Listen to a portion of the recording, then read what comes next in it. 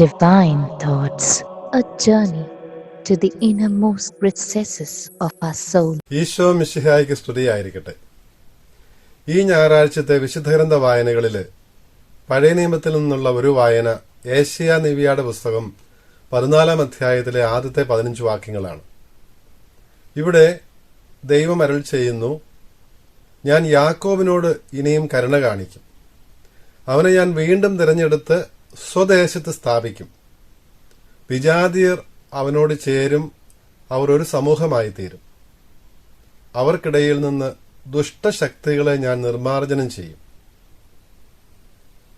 ദൈവത്തിന്റെ ഉടമ്പടി ലംഘിച്ച് ദൈവത്തിൽ നിന്ന് അകന്ന് പോയ, സത്യദൈവത്തെ വിട്ട് വിഗ്രഹങ്ങളുടെ പിന്നാലെ പോയ, അന്യദേവന്മാരുടെ പിന്നാലെ പോയ യാക്കോബിന്റെ മക്കളെക്കുറിച്ച്, ഇസ്രായേൽ ജനതയെക്കുറിച്ച് ഏഷ്യാ നിവിയായിലൂടെ കർത്താവ് അരുൾ ചെയ്യുന്ന വാഗ്ദാനമാണിത്. യഥാർത്ഥത്തിൽ ഈ വാഗ്ദാനം പൂർത്തിയായത് മനുഷ്യനായി അവതരിച്ച ഈശോ മിശിഹായിലാണ്. ഈശോ മിശിഹായിലൂടെയാണ് ദൈവമായ കർത്താവ് ഇസ്രായേൽ ജനത്തോടും അവരിലൂടെ മനുഷ്യവർഗം മുഴുവനോടും കരുണ കാണിച്ചത്. എപ്രകാരമാണ് ഈ കരുണ പ്രകടമായത്? അവരെ വീണ്ടും തെരഞ്ഞെടുത്ത് സ്വദേശത്ത് സ്ഥാപിച്ചു, ഒരു ജനതയായി അവരെ നിലനിർത്തി എന്നുള്ളതിലൂടെയാണ്. ഇപ്രകാരം പുനഃസ്ഥാപിക്കുന്നതിന്റെ ഭാഗമായിട്ട് വിജാതീയരെ കൂടി ഈ ദൈവത്തിന്റെ ജനത്തോട് ചേർക്കുകയും അങ്ങനെ ദൈവജനത്തെ ഒരല്പം കൂടി വ്യാപിപ്പിക്കുകയും ചെയ്യുന്ന രംഗമാണ് നമ്മൾ കാണുന്നത്. ഇതെല്ലാം സംഭവിച്ചത് ഈശോയുടെ മനുഷ്യാവതാര ജീവിതത്തിലൂടെയും അവിടുന്ന് ഏൽപ്പിച്ചു കൊടുത്ത ദൗത്യം നിർവഹിച്ച സ്ലീഹന്മാരുടെ പ്രഘോഷണത്തിലൂടെയുമായിരുന്നു. അപ്പോൾ ഈശോയുടെ സുവിശേഷ പ്രഘോഷണവും ദൈവരാജ്യ പ്രഘോഷണവും അതിന്റെ തുടർച്ചയായ സ്ലീഹന്മാരിലൂടെയുള്ള ആ സാക്ഷ്യം വഹിക്കലുമെല്ലാം എപ്രകാരമാണ് ഫലം ചൂടുന്നത് എന്നാണല്ലോ ഈ കൈത്താക്കാലത്ത് നമ്മൾ ചിന്തിക്കുന്നത്. ഈശോ ദൈവരാജ്യം സ്ഥാപിക്കുമ്പോൾ ആണ് യഥാർത്ഥത്തിൽ ഏഷ്യാ നിവിയായിലൂടെ അരുൾ ചെയ്തിരുന്ന ഈ വാഗ്ദാനം പൂർത്തിയാകുന്നത്. അവിടുത്തെ മനുഷ്യാവതാരവും അവിടുത്തെ ജീവിത പ്രവർത്തനങ്ങളുമെല്ലാം, അവസാനത്തെ സഹനമരണോത്ഥാനങ്ങളുമെല്ലാം ഈ ഒരു ലക്ഷ്യത്തിലേക്കുള്ളതായിരുന്നു. ഇസ്രായേലിനോട് കരുണ കാണിക്കുന്നതിന്റെ ഭാഗമായിട്ട് അവരെ വീണ്ടും പുനഃസ്ഥാപിക്കുന്നു, ദൈവജനമായിട്ട് സ്ഥാപിക്കുന്നു. പക്ഷെ അവരെ മാത്രമല്ല, വിജാതിയരെ കൂടി അതിലേക്ക് ഉൾച്ചേർക്കുന്നു. സ്ലീഹന്മാരുടെ പ്രഘോഷണ ഫലമായിട്ട് എത്രയോ വിജാതീയ സമൂഹങ്ങളാണ് മിശിഹായിലേക്ക്, ഈശോയുടെ സുവിശേഷത്തിലേക്ക് വന്നത്, സഭയുടെ ഭാഗമായി തീർന്നതെന്ന് നമുക്കറിയാം. യഹൂദരും വിജാതീയരും ചേരുന്ന ആ ഒരു പുതിയ ദൈവജനമാണല്ലോ തിരുസഭയാകുന്ന കർത്താവിന്റെ സഭ. അപ്പോൾ ഈ സഭയിൽ നിന്ന് ദുഷ്ടാത്മാക്കളെ, ദുഷ്ടശക്തികളെ നിർമ്മാർജ്ജനം ചെയ്യുമെന്നും ഏഷ്യാ നബിയ മുൻകൂട്ടി അറിയിച്ചിരുന്നു. അതുകൊണ്ടാണ് ദൈവരാജ്യ പ്രഘോഷണത്തിന്റെ ഭാഗമായിട്ട്, ദൈവരാജ്യം സ്ഥാപിക്കുന്നതിന്റെ ഭാഗമായിട്ട് ഈശോ ഏറ്റവും പ്രധാനമായി ചെയ്ത അടയാളങ്ങളിൽ, അത്ഭുതങ്ങളിൽ പെട്ടത് ഈ ഭൂതോച്ചാടനങ്ങളായിരുന്നു, അശുദ്ധാത്മാക്കളെ ബഹിഷ്കരിക്കുന്നതായിരുന്നു. അപ്പോൾ ആ രംഗമാണ് ലൂക്കായുടെ സുവിശേഷം 15 അധ്യായത്തിൽ നിന്ന് നമ്മൾ ഇന്ന് വായിക്കുന്നത്. സുവിശേഷ ഭാഗം. ഈശോ ഊമനായ ഒരു പിശാച് ബാധിതനെ സുഖപ്പെടുത്തുന്നു. സംസാരിക്കുവാൻ ശക്തിയില്ലാതിരുന്ന അവന് സംസാരിച്ചു. ഈശോയുടെ പരസ്യ ജീവിതത്തില് വളരെയേറെ സന്ദർഭങ്ങളിൽ ഈശോ പിശാച് ബാധിതരെ, പിശാചിനാൽ ബാധിക്കപ്പെട്ടിരുന്നവരെ സുഖപ്പെടുത്തുന്ന രംഗം കാണാൻ സാധിക്കും.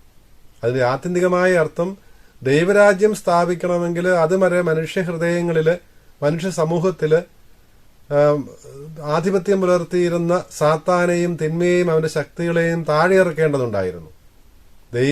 ദൈവരാജ്യം എന്ന് പറയുമ്പോൾ ദൈവം ഭരണം നടത്തുന്ന സംവിധാനമാണല്ലോ.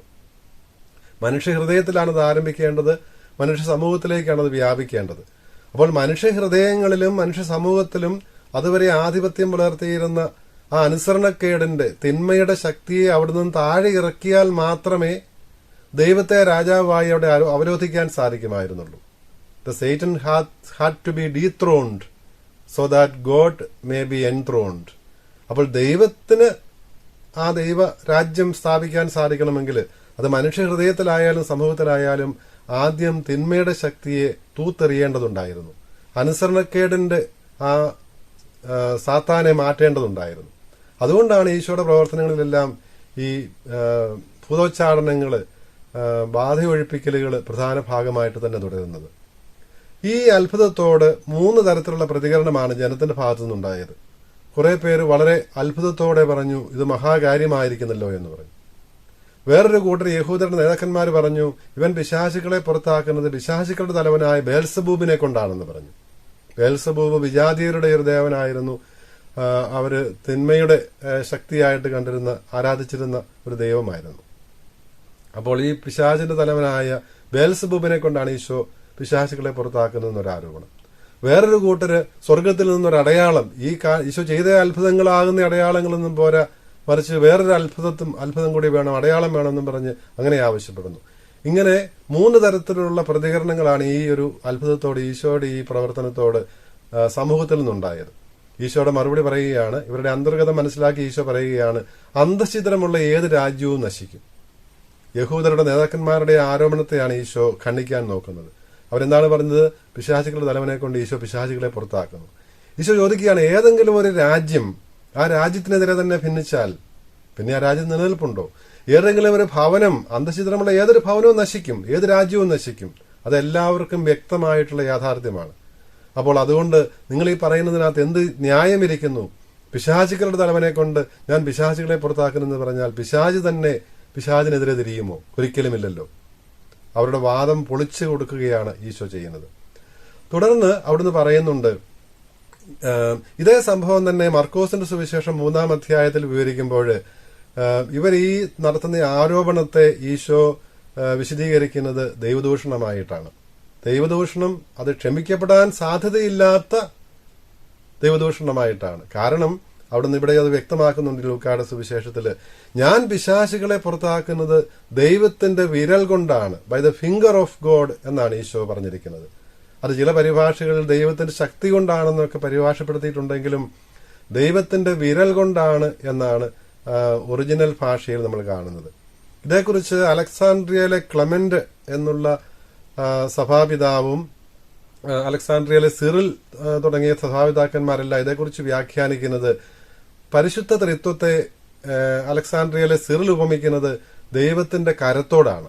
ജീവനുള്ള ശരീരത്തിലെ കരം, ഈ കരത്തിന് 3 ഭാഗങ്ങൾ കാണാൻ സാധിക്കും. കൈ തണ്ടുണ്ട്, കൈപ്പത്തിയുണ്ട്, കൈയുടെ വിരലുകളുണ്ട്.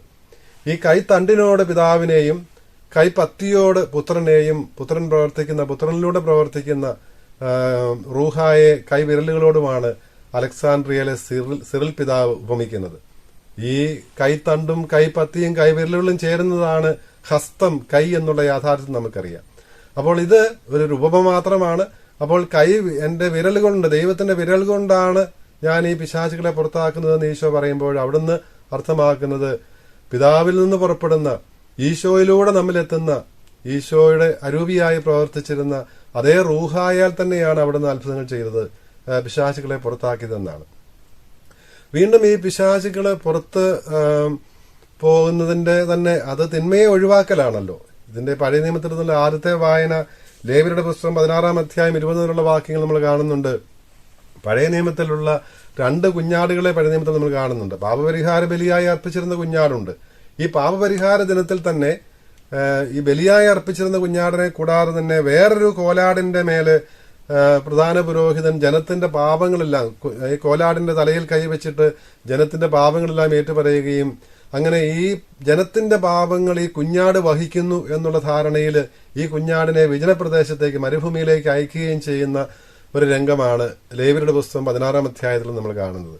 ഇത് നടക്കുന്നതും പാപപരിഹാര ദിനത്തിൽ തന്നെയാണ്. പാപപരിഹാര ദിനത്തിലാണല്ലോ പ്രധാന പുരോഹിതൻ ആണ്ടിൽ ഒരിക്കൽ മാത്രം അതിവിശുദ്ധ സ്ഥലത്ത് പ്രവേശിക്കുകയും ജനം മുഴുവന്റെയും പാപങ്ങൾക്ക് പരിഹാരമായിട്ട് ബലിയർപ്പിക്കുകയും ചെയ്തിരുന്നത്. അതിന് തുടർച്ചയെന്നോണമാണ് ഈ കോലാടിന്റെ മേലെ ജനത്തിന്റെ പാപങ്ങളെല്ലാം ചുമത്തിയിട്ട് ആ കോലാടിനെ മരുഭൂമിയിലേക്ക് അയക്കുന്ന രംഗം നമ്മൾ വായിക്കുന്നത്.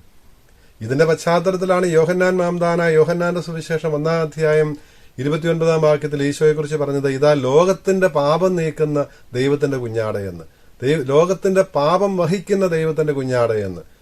ഈ ലേവ്യരുടെ പുസ്തകം 16-ാം അധ്യായം 20 മുതലുള്ള വാക്യങ്ങൾ ഇന്ന് നമ്മൾ വായിച്ച പഴയ നിയമത്തിലെ ആദ്യത്തെ ആ ഭാഗത്തിന്റെ അടിസ്ഥാനത്തിലാണ് യോഹന്നാൻ മാംദാന പറയുന്നത്. അന്ന് പാപപരിഹാര ദിനത്തിൽ ആ കോലാടാണ് ജനത്തിന്റെ പാപങ്ങൾ വഹിക്കുന്നതായി കരുതപ്പെട്ടിരുന്നതെങ്കിൽ അതൊരു പ്രതീകം മാത്രമായിരുന്നു. യഥാർത്ഥത്തിൽ ജനത്തിന്റെ പാപം വഹിക്കുന്ന, ആ പാളയത്തിന് വെടിയിൽ ജനത്തിന്റെ പാപം വഹിച്ചു പോയി മരിക്കുന്ന ദൈവപുത്രൻ, അത് നസ്രായനായ ഈശോയാണ് എന്നാണ് യോഹന്നാന്റെ തന്നെ സുവിശേഷം 1-ാം അധ്യായം 29-36 വാക്യത്തിലുമൊക്കെ യോഹന്നാൻ മാംദാന വിവരിക്കുന്നതായിട്ട് സുവിശേഷകനായ യോഹന്നാൻ സ്ലീഹ വിവരിക്കുന്നത്. അപ്പോൾ ഇവിടെ എപ്രകാരമാണ് തിന്മയുടെ ശക്തിയെ ഒഴിവാക്കേണ്ടത്? അതിനുവേണ്ടി പഴയ നിയമത്തിൽ ചെയ്തിരുന്ന പാപപരിഹാര ബലി എന്തായിരുന്നു? പുതിയ നിയമത്തിലേക്ക് അതിന്റെ എല്ലാം പൂർത്തീകരണമായി ഈശോ തന്റെ സഹനമരണോത്ഥാനങ്ങളിലൂടെ എപ്രകാരം ഈ രക്ഷ സാധിച്ചു, പാപത്തിന്റെ തിന്മയുടെ ബന്ധനത്തിൽ നിന്ന് നമ്മെ രക്ഷിച്ചു എന്നുള്ള ആ സത്യമാണ് നമ്മെ അനുസ്മരിപ്പിക്കുന്നത്. പക്ഷെ നാം ശ്രദ്ധിക്കേണ്ട മറ്റൊരു കാര്യത്തെക്കുറിച്ച് കൂടി ലൂക്കായുടെ സുവിശേഷത്തിലെ 11-ാം അധ്യായത്തിൽ നമ്മളിന്ന് വായിക്കുന്നതിന്റെ അവസാന ഭാഗം നമ്മെ ഓർപ്പിക്കുന്നുണ്ട്. പിശാച് പുറത്തു പോയി കഴിയുമ്പോൾ പുറത്താക്കപ്പെടുന്നവൻ അലഞ്ഞു നടക്കുകയാണ്. എവിടെയാണ് സ്ഥലം കിട്ടേണ്ടത്, എവിടെ ആരുടെ മേൽ പ്രവേശിക്കാമെന്ന്. അപ്പോൾ ഒരിടത്തും സ്ഥലം കാണാതെ വരുമ്പോൾ ഇവരെന്ത് ചെയ്യുന്നു? പഴയ സ്ഥലത്തേക്ക് തന്നെ തിരികെ വരുന്നു. അവിടെ വരുമ്പോഴുണ്ട് ഇത് അടിച്ചു വൃത്തിയാക്കിയിട്ടിരിക്കുന്നു. അപ്പോൾ അവൻ പോയി തന്നെക്കാൾ ശക്തരായ 7 ദുഷ്ടാത്മാക്കളെ കൂട്ടിക്കൊണ്ടുവന്ന് പഴയ സ്ഥലത്ത് തന്നെ താമസം ഉറപ്പിക്കുന്നുവെന്നാണ് ഈശോ പറയുന്നത്. എന്താണ് ഇതിന്റെ അർത്ഥം? ആദ്യകാല ദൈവശാസ്ത്രജ്ഞരിൽ ഏറ്റവും പ്രഗത്ഭനായിട്ടുള്ള ഒറിജിൻ പറയും, നമുക്ക് മാമോദീസായിലൂടെ നമ്മുടെ പാപക്കറകൾ കഴുകി നമ്മെ ശുദ്ധീകരിച്ച് ദൈവത്തിന്റെ ആലയമാക്കി മാറ്റുകയാണ് ചെയ്യുന്നത്. ഇപ്രകാരം തിന്മയുടെ ശക്തിയെ തൂത്തെറിഞ്ഞ് ദൈവത്തിന്റെ ആലയമാക്കി, ദൈവത്തിന്റെ കൃപാവരം ഒഴുകുന്ന നീർച്ചാലാക്കി നമ്മളെ മാറ്റിയിട്ട് ദൈവത്തിന്റെ ആലയമാക്കി മാറ്റിയിട്ട് റൂഹാടെ ആലയമാക്കി മാറ്റി കഴിയുമ്പോൾ പുറത്തു പോകുന്ന പിശാച് കൂടുതൽ ശക്തിയോടെ തിരികെ വരാനുള്ള സാധ്യതകളുണ്ട്. എന്ത് ചെയ്തില്ലെങ്കിൽ ദൈവത്തിന്റെ കൃപാവരം കൊണ്ട്, ദൈവവചനം കൊണ്ട്, ദൈവത്തിന്റെ സഭയിലുള്ള പ്രബോധനങ്ങൾ സ്വീകരിച്ചുകൊണ്ട്, കൂദാശകളോട് ചേർന്ന് നിന്നുകൊണ്ട്, ദൈവത്തിന്റെ ഹിതം നിറവേറ്റുന്ന ദൈവത്തിന്റെ ഈശോ വെളിപ്പെടുത്തിയ ആ ദൈവരാജ്യത്തോട് ചേർന്ന് നിന്നുകൊണ്ട് അനുസരണത്തിന്റെ വഴിയിലൂടെ നമ്മൾ നീങ്ങുന്നില്ല എങ്കിൽ ഈ തിന്മയുടെ ശക്തി മുൻപുണ്ടായിരുന്നതിലും അധികമായിട്ട് നമ്മിൽ ആവസിക്കുന്നതിനും പഴയതിലും മോശമായ അവസ്ഥയിലേക്ക് നമ്മെ അധപ്പതിപ്പിക്കുന്നതിനും കാരണമാകാമെന്നാണ് ഈശോ സൂചിപ്പിക്കുന്നത്.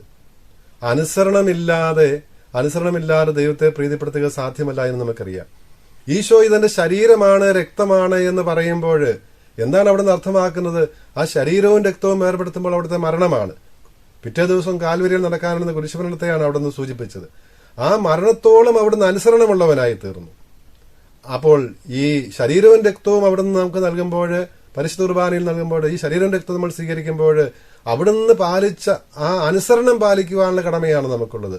ദൈവത്തിന്റെ ഹിതം നമുക്ക് വെളിവായി ലഭിക്കുന്നത് നമ്മുടെ അധികാരികളിലൂടെയാണ്, മാർപ്പാപ്പായിലൂടെയും നമ്മുടെ അധികാരികളിലൂടെയുമാണ്. ആ അധികാരികൾ ദൈവത്തിന്റെ ഹിതമെന്ന് വ്യക്തമാക്കി തരുമ്പോൾ അതിനെ മറുതലിച്ചുകൊണ്ട് നമുക്ക് ദൈവത്തിന്റെ കൃപയ്ക്ക് പാത്രീഭൂതരാകാൻ സാധിക്കുകയില്ല. പണ്ടുണ്ടായിരുന്നതിലും ഒരു സാത്താനാണ് ഉണ്ടായിരുന്നതെങ്കിൽ 7 സാത്താന്മാരിൽ നമ്മൾ വന്ന് ആവസിക്കുമെന്നുള്ള ആ സത്യമാണ് ഇന്നത്തെ സുവിശേഷം നമ്മെ ഓർമ്മിപ്പിക്കുന്നത്. നമുക്ക് എത്രമാത്രം അധപതിക്കാൻ സാധിക്കുമെന്നുള്ളതിന്റെ ഒരു സൂചന അവിടെ നിന്ന് നൽകുകയായിരുന്നു. നമുക്ക് ആ അപകടം സംഭവിക്കാതിരിക്കട്ടെ. മാമോദിസ മുങ്ങി ഈശോയുടെ ജീവിതത്തിലേക്ക്, ത്രിത്വത്തിന്റെ ജീവിതത്തിലേക്ക് ഉൾച്ചേർക്കപ്പെട്ടിരിക്കുന്ന നമ്മൾ, ആ ദൈവകൃപയ്ക്ക് പാത്രീഭൂതരായിരിക്കുന്ന നമുക്ക് ഈശോ വെളിപ്പെടുത്തിയ ആ ദൈവഹിതത്തിന് വിധേയരാകാം. ഈശോയുടെ മാതൃക അനുസരിച്ച് ദൈവഹിതത്തോട് വിധേയരായി അനുസരണമുള്ളവരായി നമുക്ക് ജീവിക്കാം. ദൈവം ഇന്ന് നമ്മോട് സംസാരിക്കുന്നത് സഭാധികാരികളിലൂടെയാണ്. അവരിലൂടെ വ്യക്തമാകുന്ന ദൈവഹിതത്തിന് സമർപ്പിച്ച് പൂർണ്ണ അനുസരണമുള്ളവരായി ജീവിക്കുമ്പോൾ നമ്മൾ ദൈവരാജ്യത്തിൽ അംഗങ്ങളാകും, യഥാർത്ഥ സാക്ഷികളാകും, ഈശോ പ്രതീക്ഷിക്കുന്ന ആ ഫലങ്ങൾ പുറപ്പെടുവിക്കുന്നവരുമാകും. അതിന് ദൈവം നമ്മളെ അനുഗ്രഹിക്കട്ടെ.